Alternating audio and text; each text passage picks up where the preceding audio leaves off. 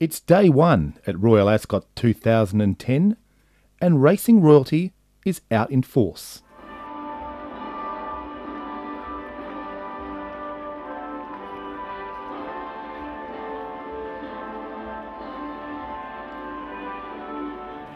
A huge crowd is on course, and as is Ascot tradition, hats are the order of the day.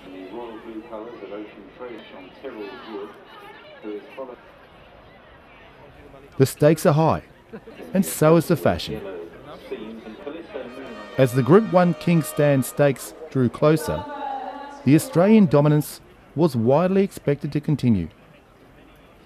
But unfortunately, it wasn't to be our day. Congratulations to everyone associated with Equiano. We caught up with the connections post-race. Well, Michael, he was gallant, but he just couldn't quite cut the mustard today. Yeah, that's right. He got out of the barriers very well, and I was really happy at the start. But when the eventual winner kicked up from the inside there and put pressure on very early, my bloke started changing legs. He wanted to go to the other rail. He wasn't happy coming to the outside, and to be doing that early in the race, it's not a real good sign. And he just wasn't comfortable. The straight track, was that a factor for him today? It definitely was. He's very good around a turn.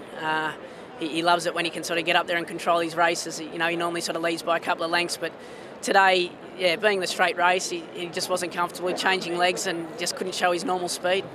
You can't question the horse's courage. He was fantastic in Singapore, and he just must be a great traveller.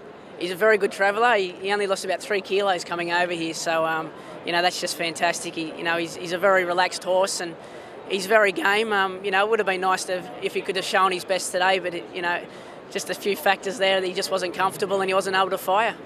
You didn't knock him around too much today. Is the plan to move forward for July possibly? I don't think July. I think it's just going to be too much, the hill. He's a probably 1,100 metre horse, so up that straight there to just see him out. But I'm not sure if Gary's going to push on. I think there's a couple of races later on in the month, but we'll just have to wait and see. And your first time riding over here in Ascot, what was the experience like for you? It's incredible, it's everything. It's sort of made up to be and even more. It's just so surreal standing down there before the race, and just the crowd and just the enormity of the whole thing. Early when the Queen came in, and it's all just tradition. It's very interesting. How did you feel today when you walked into the jockey's room and wondering where you might be sitting? Yeah, no, it's a little bit different coming into a place for the first time, but I know a lot of the guys here have ridden with her before overseas, so. No, they all made me feel pretty welcome, and it's been a great experience. Keen to come back to ride again?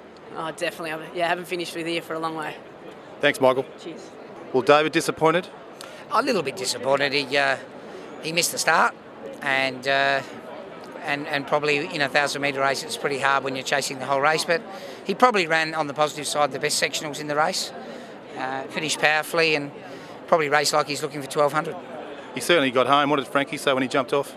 He said that when he missed the start, he got behind a couple of horses he didn't plan to, and they were taking him nowhere, and he was checking and changing directions a bit, and he felt he would have finished quite close if that didn't happen. So the breeding barn beckoning now, or is it upwards and onwards? It's probably favourite to the breeding barn, but we'll have a team meeting over the next couple of days. So as day one came to a close, it was time to strike up the band, as Ascot turned to party mode. A party that looks set to continue well into the night.